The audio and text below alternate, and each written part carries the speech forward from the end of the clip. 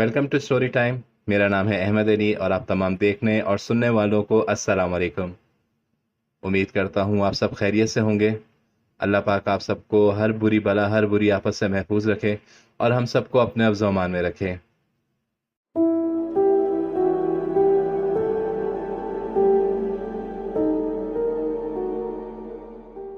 दोस्तों, ज़िंदगी में हम तरह तरह के लोगों से मिलते हैं। कई बार हमारी मुलाकात अच्छे लोगों से होती है और कई बार ऐसे लोगों से हो जाती है जो हमारी ज़िंदगियों पे गहरा असर छोड़ जाते हैं। बज़ाहिर दिखने में वो बिल्कुल हमारे को आम से नज़र आते हैं, लेकिन उनका ताल्लुक कई बार ऐसी तंजीम से होता है जिनका सामना करना ना तो आप कभी चाहेंगे न कभी हम सोच सकते हैं। लेकिन जब तक हम उन्हें समझ पाते हैं तब तक बहुत देर हो चुकी होती है। हम ऐसी मुसीबत में फंस चुके होते हैं जहां से निकलना हमारे लिए नामुमकिन होता है। लेकिन कई बार ऐसा होता है कि अल्लाह के कुछ नेक बंदे ऐसे होते हैं जो हमें उस मुसीबत से निकाल लेते हैं। चैनल पर आने वाले तमाम नए सारिफिन से रिक्वेस्ट करूंगा कि वो हमारी वीडियो को लाइक और चैनल को सब्सक्राइब ज़रूर कीजिएगा ताकि आने वाले तमाम नए वीडियोस के नोटिफिकेशन आपको बआसानी मौसूल होते रहें।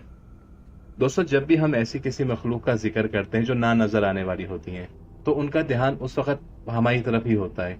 इसलिए वीडियो का आगाज़ करने से पहले आप सबसे रिक्वेस्ट करूंगा कि एक बार आयतल कुर्सी ज़रूर पढ़िएगा। आज की ये कहानी नवीद नाम के एक लड़के की है जो एक आम से घराने से ताल्लुक़ रखता था। नवीद ने अभी अभी अपना ग्रेजुएशन कंप्लीट किया और कराची के एक टेक्सटाइल कंपनी में ऑफिस जॉब के लिए गया था। आज उसका ऑफिस में पहला दिन था। जब वो ऑफिस गया तो उसे ऐसा लग रहा था कि जैसे लोग उसको घूर घूर के देख रहे हैं, लेकिन कोई उससे बात नहीं कर रहा था। वो चुपचाप जाके अपने टेबल पर बैठ गया और आसपास के माहौल को नोट कर रहा था। कुछ ही देर के बाद उसके पास एक लड़का आया जिसकी हाइट नॉर्मल नहीं थी, काफी ज्यादा उसकी हाइट थी। उसने आके नवीद से सलाम किया और हाथ मिलाया और अपना नाम बताया कि मेरा नाम इमरान है। वो काफी देर नवीद के साथ बैठा, इन दोनों ने खूब बातें की। उससे जब ये देखा कि नवीद यहाँ पे डरा हुआ है या अनकंफर्टेबल महसूस कर रहा है तो उसने उसको तसल्लियां दी, भाई घबराना नहीं, इधर सब अपने ही हैं। और उसके बाद उसने नवीद को अपने दोस्तों से मिलाया जिसमें उसके 4 दोस्त थे। लेकिन इन 4 दोस्तों के अलावा उसके कुछ और दोस्त भी थे, या ये कह लें कि ये उसके गैंग का हिस्सा थे। जुनैद, बिलाल और साद, ये सब अजीब लोग थे, हंसी मजाक बहुत किया करते थे, लेकिन उनकी आंखों के रंग नॉर्मल नहीं थे। ऐसा लगता था जैसे उन्होंने कोई लेंस लगाए हुए हैं। नवीद का दिल वहां मुतमईन नहीं हो पा रहा था, लेकिन घर की जिम्मेदारियां और मजबूरियां उसे कहीं जाने नहीं दे रही थीं। 2 हफ्ते तक सब नॉर्मल रहा और नवीद ने पूरा काम सीख लिया था। बॉस भी उसके काम से काफी खुश थे। लेकिन एक दिन जब सब काम खत्म करके घर जा रहे थे तो इमरान ने उससे कहा, नवेद आज तुम हमारे साथ चलो, आज हम घूमने चलते हैं। नवेद का दिल तो नहीं मान रहा था उसके साथ जाने का, लेकिन उसने सोचा ये नए दोस्त बने हैं, मना करना अच्छी बात नहीं है, बुरा मान जाएंगे। इसलिए उसने उनके साथ जाने में हामी भर दी। रात को सब ऑफिस के बाद मिले और इमरान एक पुरानी सी जीप लेकर आया था। सब उस जीप में बैठ गए और नवेद को बस इतना याद था कि उन लोगों ने टूल प्लाजा क्रॉस किया है। उसके बाद वो गाड़ी किस तरफ मुड़ी, किस वीरान रोड पर गई, नवेद को कोई अंदाजा भी नहीं था। काफी देर गाड़ी चलने के बाद एक अजीब सा अंधेरा सा शुरू हो गया था।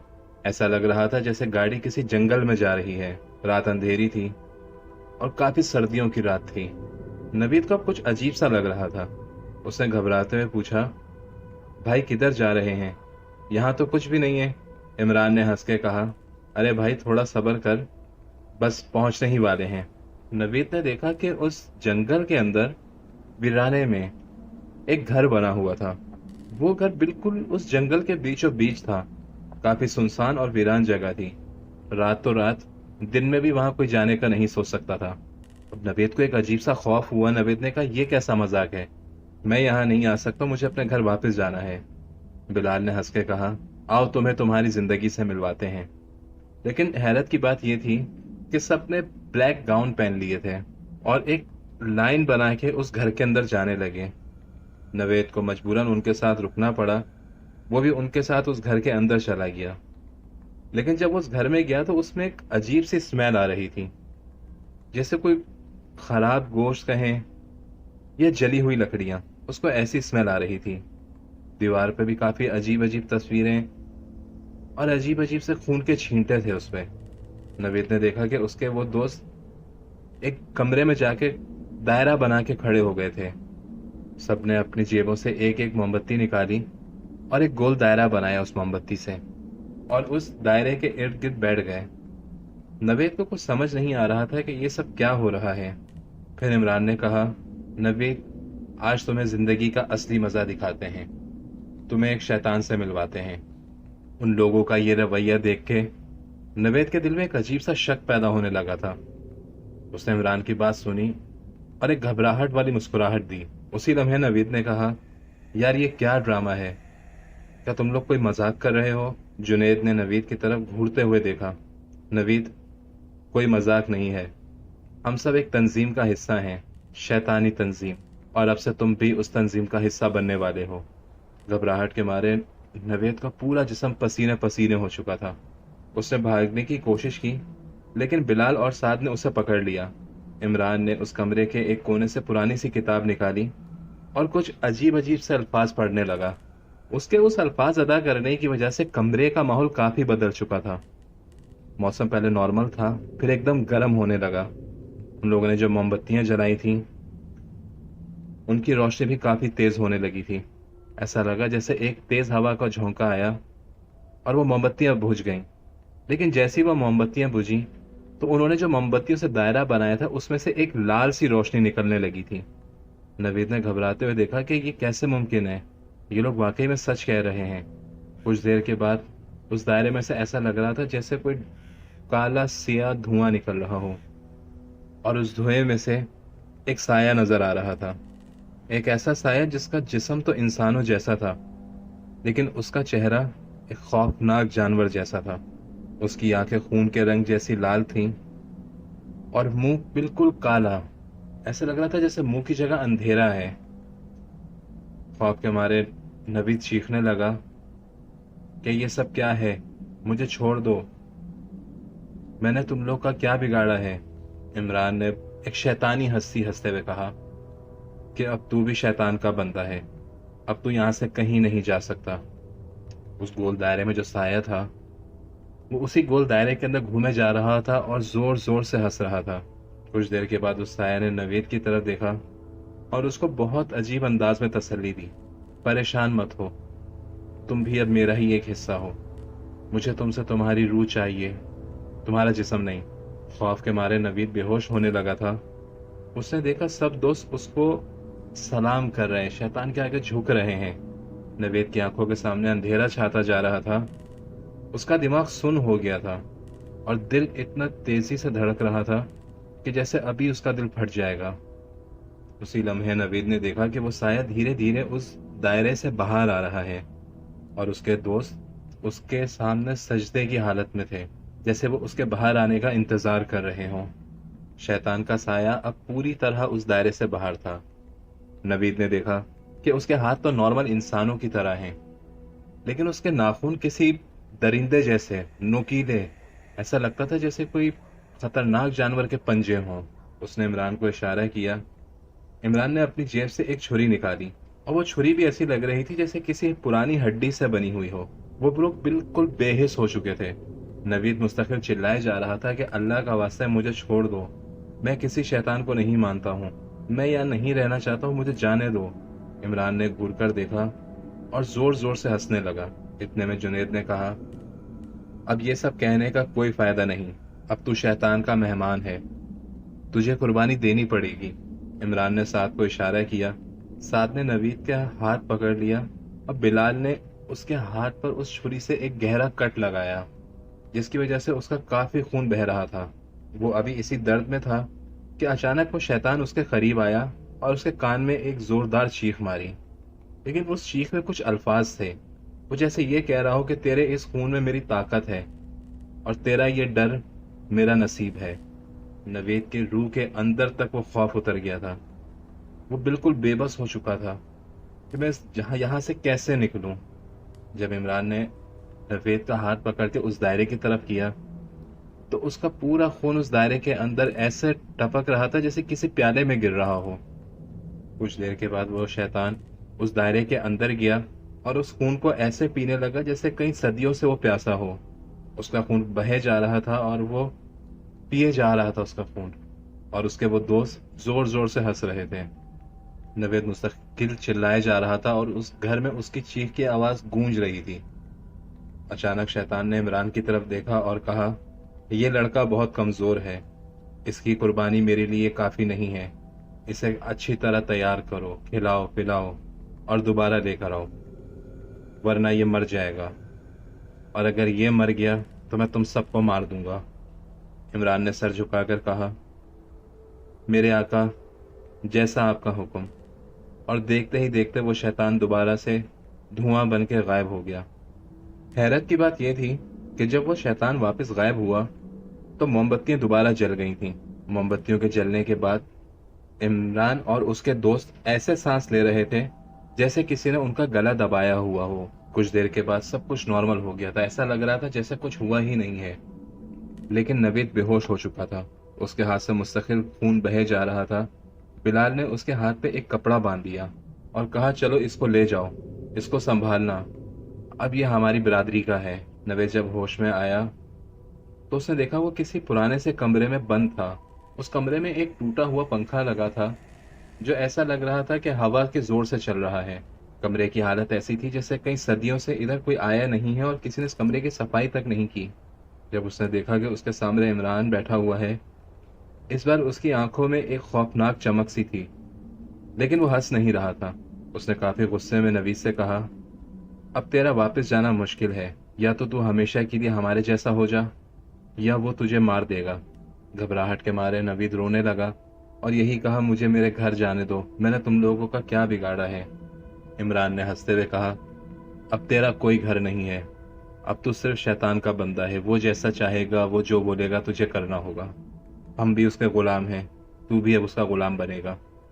نوید کو بار بار اپنے ماں کا چہرہ یاد آ رہا تھا کہ وہ کس طریقے سے اس کے سر پہ ہاتھ پھیرتی تھیں، کس طریقے سے اس کو دعائیں دیتی تھیں۔ وہ بالکل بے بس ہو کے اس پلنگ کے اوپر بیٹھا رہا اور بار بار اس کو یہی بات یاد آتی تھی اپنی ماں کی کہ بیٹا جہاں بھی رہنا سنبھل کے رہنا۔ لیکن اب زندگی اس کو ایک ایسے موڑ پر لے آئی تھی کہ جہاں چاہ کر بھی وہ خود کو نہیں سنبھال پا رہا تھا۔ اسے ایسا لگ رہا تھا کہ جیسے وہ اپنے گھر سے اور اپنی زندگی سے بہت دور آ گیا ہے۔ آدھی رات گزر جانے کے بعد نوید کو نیند آ رہی تھی، لیکن کوئی اس کو سونے نہیں دے رہا تھا۔ یا تو اس کو اس کے دوست اٹھا دیتے تھے، اور جب اس کی آنکھ لگتی تو اس کو بار بار وہی شیطانی چہرہ اس کے خواب میں نظر آتا۔ کچھ دیر کے بعد اسے عمران کی آواز آ رہی تھی جو اس کے برابر بیٹھا ہوا تھا اور اسی طرح دھیمے دھیمے لہجے میں کچھ پڑھ رہا تھا، کچھ ایسے الفاظ جو اس کو سمجھ نہیں آ رہے تھے۔ ایسا لگ رہا تھا جیسے وہ کوئی شیطانی کلام پڑھ رہا ہو۔ نوید کی آنکھ جب بھی بند ہوتی تو اس کو یہی لگتا کہ جیسے وہ شیطان اس کا خون پی رہا ہے۔ جب صبح ہوئی تو باہر روشنی تھی، لیکن اس گھر کے اندر ابھی تک وہی کالا سیاہ اندھیرا تھا۔ روشنی کی کوئی گنجائش ہی نہیں تھی کہ اس گھر میں داخل ہو سکے۔ عمران نے نوید کا ہاتھ پکڑا اور کہنے لگا، چلو اب تمہاری ملاقات دوبارہ اس شیطان سے کرواتے ہیں، اگر تم تب تک زندہ رہے تو شیطان تمہیں قبول کر لے گا۔ نوید نے گھبراتے ہوئے کہا، اگر میں منع کر دوں تو؟ جنید نے زور سے اس کے کندھے پر ہاتھ مارا اور کہا، اگر تم منع کرو گے تو شیطان تمہیں کھا جائے گا۔ وہ ان الفاظوں کو اس طریقے سے ادا کر رہے تھے جیسا ان کے لیے سب کچھ ایک مذاق ہے، اور وہ لوگ پھر اسے دوبارہ اس کمرے میں لے کر چلے گئے۔ انہوں نے دوبارہ وہی گول دائرہ بنایا، لیکن اس بار اس گول دائرے کی طرف 7 موم بتیاں لگائی گئی تھیں۔ ہر موم بتی کا الگ الگ کلر تھا، کوئی موم بتی لال رنگ کی تھی تو کوئی موم بتی کالے رنگ کی تھی۔ نوید نے دیکھا کہ 7 باہر سے ایک پرانی اور بیمار بکری کو گھسیٹتے ہوئے لا رہا تھا۔ اس کے گلے میں رسی بندھی ہوئی تھی اور وہ درد سے چلا رہی تھی۔ عمران نے نوید کو چھری پکڑائی اور کہا، اس بار اس بکری کے اوپر تمہیں چھری چلانی ہوگی، اگر تو اس بکری کو ذبح نہیں کرے گا تو تیرا خون پیا جائے گا۔ نوید نے جب وہ چھری اٹھائی تو اس کا ہاتھ بہت تیزی سے کانپ رہا تھا۔ اس کے ذہن میں بار بار اس کی والدہ کا چہرہ گھوم رہا تھا، اور کبھی ایسا لگ رہا تھا جیسے اس کو اس کے محلے کی مسجد کی آواز سنائی دے رہی ہو، گلی میں بچوں کے کھیلنے کا شور اس کو سنائی دے رہا ہو۔ اسے ایسا لگ رہا تھا کہ ساری چیزیں اس کے آس پاس گھوم رہی ہیں۔ اچانک اس نے چھری زمین پہ پھینک دی اور چلاتے ہوئے کہا، مجھ سے یہ سب نہیں ہوگا۔ عمران نے اس کی طرف کافی غصے سے دیکھا اور کہا، ٹھیک ہے، پھر شیطان اپنا فیصلہ خود سنائے گا۔ اور اس گھر میں دوبارہ اندھیرا ہو گیا تھا۔ اس دائرے میں سے دوبارہ وہی دھواں اٹھنے لگا، لیکن اس بار کمرے کا ماحول کافی ٹھنڈا تھا۔ ایسا لگ رہا تھا جیسے وہ کسی فریزر میں کھڑے ہوئے ہیں۔ اچانک وہ سایہ دوبارہ سامنے آیا اور اس دفعہ اس کا چہرہ پہلے سے بھی زیادہ بھیانک تھا۔ نوید نے جب غور سے دیکھا تو اس شیطان کی ناک ہی نہیں تھی، صرف دو گول سوراخ تھے اور ان میں سے آگ نکل رہی تھی، اور اس کی آواز نے اس پورے کمرے میں ایک عجیب سا خوف پھیلا دیا تھا۔ اس نے غصے میں نوید سے کہا، تو میری بات ماننے سے انکار کرے گا؟ مجھے تیرا خون چاہیے۔ اگر تو اس بکرے کو ذبح نہیں کرے گا تو میں تجھے ذبح کر دوں گا۔ عمران نے سعد کو اشارہ کیا۔ سعد نے نوید کا ہاتھ پکڑ لیا۔ بلال نے چھری اٹھائی اور نوید کے گلے پہ رکھ دی۔ اس وقت نوید نے اپنی آنکھیں بند کر لی اور ایک ہی دل میں کلمہ پڑھنا شروع کر دیا۔ جیسے ہی بلال چھری چلانے والا تھا کہ اچانک ایسا لگ رہا تھا جیسے اس گھر کا دروازہ کوئی کھٹکھٹا رہا ہو یا کوئی اس دروازے کو توڑنے کی کوشش کر رہا ہو۔ وہ سب وہیں رک گئے اور ایک دوسرے کو دیکھنے لگے۔ پھر ایسا لگا جیسے کوئی اس گھر میں داخل ہوا ہے۔ نوید نے جب دیکھا تو وہ سایہ گھومتے گھومتے اس دائرے کے اندر جا کے غائب ہو گیا۔ نوید نے جب دوسری طرف دیکھا تو سامنے ایک بزرگ آدمی آ رہے تھے۔ انہوں نے کافی غصے سے عمران کو دیکھا اور چلاتے ہوئے کہا، تجھے منع کیا تھا، تو پھر کیوں یہاں آیا واپس؟ اور تم لوگ کیوں بار بار اس شیطان کو بلاتے ہو؟ عمران نے سعد کو اشارہ کیا اور سعد نے ساری موم بتیاں بجھا دی۔ بلال نے چھری بھی زمین پر پھینک دی تھی اور انہوں نے دیکھا کہ وہ بابا نوید کا ہاتھ پکڑ کے اسے اپنے ساتھ لے کر جا رہے ہیں۔ عمران نے غصے میں کہا، نوید تو بچ نہیں پائے گا۔ اس بزرگ آدمی نے نوید کا ہاتھ پکڑا اور اپنے ساتھ زبردستی اس کو لے جانے لگے۔ چلو بیٹا میرے ساتھ، ورنہ یہ لوگ تمہیں مار دیں گے۔ کافی دور لے جانے کے بعد اس بزرگ آدمی نے نوید کو ایک درخت کے پاس بٹھایا اور اس کا سر اپنی گود میں رکھا اور کچھ آیتیں پڑھنے لگے۔ نوید نے روتے ہوئے کہا، میں یہاں نہیں رہنا چاہتا ہوں، مجھے اپنے گھر جانا ہے۔ اس بزرگ آدمی نے کہا کہ اگر زندہ رہنا چاہتے ہو تو تم نے جو خون اس شیطان کو دیا ہے وہ تمہیں واپس لینا ہوگا، ورنہ وہ تمہارا پیچھا اس وقت تک نہیں چھوڑے گا جب تک وہ تمہیں مار نہ دے۔ نوید نے روتے ہوئے کہا، مجھے کیا کرنا ہوگا؟ کچھ دیر کے بعد وہ بزرگ آدمی نوید کو اپنے ساتھ جنگل کے باہر ایک پرانے قبرستان کے پاس لے گئے۔ بابا نے نوید کو وہاں بٹھایا اور اپنے دو ساتھیوں سے کہا، آس پاس دیکھتے رہو، کہیں وہ عمران یا اس کے تنظیم والے کوئی یہاں آ نہ جائیں۔ بزرگ آدمی نے اپنے تھیلے سے پانی کی ایک بوتل نکالی اور نوید کو پانی پلایا۔ ابھی بھی اس کا پورا جسم کانپ رہا تھا، لیکن اس کو کہیں نہ کہیں جینے کی امید نظر آئی۔ نوید نے لرزتی ہوئی آواز سے بزرگ آدمی سے پوچھا کہ یہ سب کون لوگ ہیں؟ یہ سب کیا ہو رہا ہے میرے ساتھ، اور آپ کون ہیں؟ اس بزرگ آدمی نے ایک گہری سانس لی، پھر اپنا نام بتایا اور پھر بتایا کہ میں اس شیطان کو بہت عرصے سے جانتا ہوں۔ یہ گھر کئی صدیوں سے یہاں موجود ہے، بہت لوگوں نے اسے بلایا اور اس نے بہت لوگوں سے قربانیاں مانگی، کہیں بار کسی جانوروں کی تو کہیں بار کچھ انسانوں کی، مگر اس نے کبھی کسی کا کوئی کام کیا نہیں۔ عمران جیسے لوگ آج بھی اس کے غلام بن گئے ہیں۔ انہیں ایسا لگتا ہے کہ یہ ان کو زندگی کی ہر سہولت، ہر آرائشیں دے گا، لیکن در حقیقتاً وہ ان سب کو اپنا غلام بنانا چاہتا ہے۔ نوید ابھی بھی بار بار یہی الفاظ ادا کیے جا رہا تھا، مجھے اپنے گھر جانا ہے، میں کیسے جاؤں، ہر طرف وہ یہاں گھوم رہے ہیں۔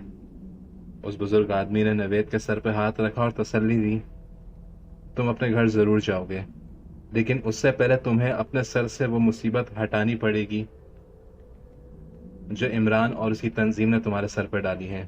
جب تک تم اس سے اپنا خون واپس نہیں لوگے تم یہاں سے کہیں نہیں جا پاؤ گے، اور اگر تم چلے گئے تو تمہارے کو دوبارہ ڈھونڈیں گے اور مار دیں گے۔ بزرگ آدمی نے زمین پر ایک گول دائرہ بنایا اور اپنی تھیلی سے کتاب نکالی۔ وہ ایسی ہی کتاب تھی جیسے عمران کے پاس تھی، لیکن اس کتاب میں کچھ آیتیں لکھی ہوئی تھیں۔ پھر انہوں نے نوید کو بتایا، یہ شیطان اصل میں ایک پیر تھا جو صدیوں پہلے یہاں لوگوں کو کالا جادو سکھایا کرتا تھا، لیکن وہ اپنے اس علم میں اتنا کھو چکا تھا کہ اس نے اپنی روح شیطان کو بیچ دی اور وہ بھی اس جیسا بن گیا۔ شیطان نے اس سے وعدہ کیا تھا کہ تم اپنی روح مجھے دے دو، میں تمہیں طاقتور بنا دوں گا، لیکن سمجھ میں یہ نہیں آتا کہ وہ شیطان ہے یا وہی عالم۔ نوید کو اب عجیب سے گھبراہٹ ہونے لگی تھی۔ اس نے پوچھا تو اب کیا ہوگا؟ اب ہمیں کیسے اس سے چھٹکارا ملے گا؟ بزرگ آدمی نے کہا تمہیں اپنا خون واپس لانا ہوگا، مگر وہ خون اسی گھر میں جا کے لینا ہوگا اور اسی گول دائرے سے جہاں تمہارا خون ٹپکایا گیا تھا۔ علی اور فہیم جو اس بزرگ کے ساتھ تھے وہ آس پاس دیکھے جا رہے تھے کہ اچانک انہیں زور زور سے کسی کے چیخنے چلانے کی آوازیں آ رہی تھیں۔ جب غور کیا تو وہ بلال اور سعد کی آوازیں تھیں جو انہیں اس جنگل میں ڈھونڈ رہے تھے۔ بزرگ آدمی نے جلدی جلدی نوید کا ہاتھ پکڑا اور کہا چلو اب اس گھر چلتے ہیں، یہ لوگ باہر ہیں، ہم لوگ آرام سے اس گھر میں جا سکتے ہیں، گھبراؤ مت، ہم تمہارے ساتھ ہیں، تمہیں کچھ نہیں ہوگا۔ نوید کا دل دوبارہ کانپنے لگا تھا، اس کو وہی خوف دوبارہ محسوس ہو رہا تھا، لیکن بہت ہمت کرنے کے بعد وہ ان کے ساتھ چلا گیا۔ گھر جانے کے بعد علی نے اپنی جیب سے کچھ پتھر نکالے اور کچھ تعویذ اور نوید کو دیتے ہوئے کہا اگر وہ سامنے سایہ آئے تو ان پتھروں کو زمین پر پھینک دینا اور یہ تعویذ اپنے سے دور مت ہونے دینا۔ کچھ دیر بعد فہیم نے اس کو پانی کی بوتل دی اور یہی کہا جیسی وہ سایہ تمہیں نظر آئے تو یہ پانی اس کے اوپر پھینک دینا، لیکن بس یہ دھیان رکھنا کہ پانی اس کے اوپر جانا چاہیے، اگر اس بار وہ بچ گیا تو اس کو بلانا بہت مشکل ہوگا۔ وہ لوگ جا کے اس گھر میں چھپے رہے۔ انہوں نے جب یہ دیکھا کہ اب عمران اور اس کے دوست وہاں نہیں آ رہے ہیں تو انہوں نے دوبارہ ایک دائرہ بنایا، 7 موم بتیاں لگائیں اور اس شیطان کو اپنے پاس بلایا۔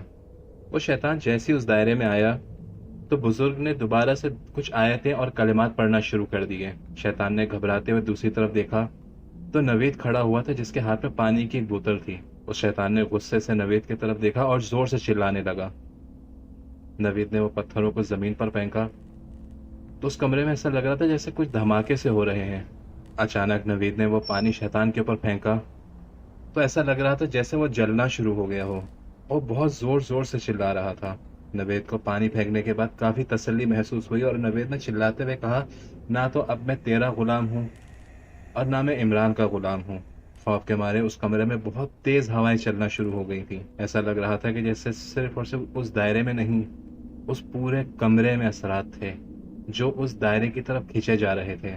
جیسے جیسے ہواؤں کا رخ تیز ہو رہا تھا پیر صاحب بھی تیز تیز دعائیں پڑھتے جا رہے تھے۔ کچھ دیر کے بعد اس کمرے میں ایک خاموشی سی ہو گئی تھی، ایسا لگتا تھا جیسے سب کچھ اس دائرے کے اندر سما چکا ہے۔ جب ساری چیزیں اپنی جگہ نارمل ہوئیں تو نوید کو نظر آیا کہ اس دائرے کے اندر ابھی بھی اس کا خون ویسی تازہ پڑا ہوا تھا۔ اس نے جلدی جلدی اس خون کے اوپر مٹی ڈالی اور اس کو اس دائرے سے باہر نکال دیا۔ فہیم اور علی نے مل کے وہ خون اٹھایا اور اس خون بھری مٹی کو باہر لے جا کے جنگل میں دفنا دیا۔ جب عمران اور اس کے دوست وہاں آئے تو انہوں نے دیکھا کہ اس جگہ کا ماحول کافی الگ ہے۔ سب لوگ بالکل نارمل طریقے سے بیٹھے ہوئے ہیں اور مستقل آیتیں پڑھتے جا رہے تھے۔ اچانک عمران غصے سے نوید کے قریب آیا اور 2-4 قدم چلنے کے بعد زمین پہ گر کے بے ہوش ہو گیا۔ اس کے باقی دوست بھی ایسے بیٹھ گئے تھے جیسے ان کے جسم میں سے کسی نے کوئی چیزیں ایسی سما گئی ہوں جو ان کے جسم سے نکال لی ہوں۔ وہ بالکل بے جان ہو کے بیٹھ گئے تھے اور وہ یہ سمجھ نہیں پا رہے تھے کہ یہ سب کیا ہو رہا ہے۔ نوید کو اب بہت سکون سا محسوس ہو رہا تھا۔ اس بزرگ آدمی نے نوید کے لیے کافی دعائیں کی۔ بالآخر وہ اس کو اس کے گھر لے کر گئے تو نوید کی والدہ نے دیکھا کہ نوید کی حالت کافی بری ہے، چہرے پہ جسم پہ زخموں کے نشان اور کپڑے پھٹے ہوئے تھے۔ اس کی ماں نے اس کو دیکھا اور فوراً اپنے گلے لگا کے کہا کہ کیا ہوا میرے بچے؟ اس بزرگ نے سارا واقعہ بتایا اور جاتے ہوئے نوید کو ایک پانی کی بوتل دے کر گئے اور یہی کہا کہ جب جب تم یہ پانی پیو گے تمہارے اندر سے وہ خوف ختم ہوتا جائے گا۔ میری آپ سب سے ریکویسٹ ہے کہ اس کہانی کو صرف کہانی کی ہی طرح سنیے گا، کیونکہ کئی بار ایسا ہوتا ہے کہ ہمارے اندر ایک تجسس ہوتا ہے کہ ہم ان چیزوں کو جانیں کہ وہ سب کیا ہیں یا وہ کون ہیں، اور جانے انجانے میں ہم ایک ایسی مصیبت میں پھنس جاتے ہیں کہ جس سے لوٹ آنا ناممکن ہوتا ہے۔ میری آپ سب کے لیے دعا ہے کہ اللہ پاک آپ سب کو ہمیشہ اپنے زمان میں رکھے، ہمیشہ خوش اور آباد رکھے۔ امید کرتا ہوں آپ کو آج کی کہانی پسند آئی ہوگی۔ ویڈیو کے آخر تک بنے رہنے کے لیے بہت شکریہ۔ انشاءاللہ جلد آپ سے ملاقات ہوگی ایک نئی سٹوری کے ساتھ۔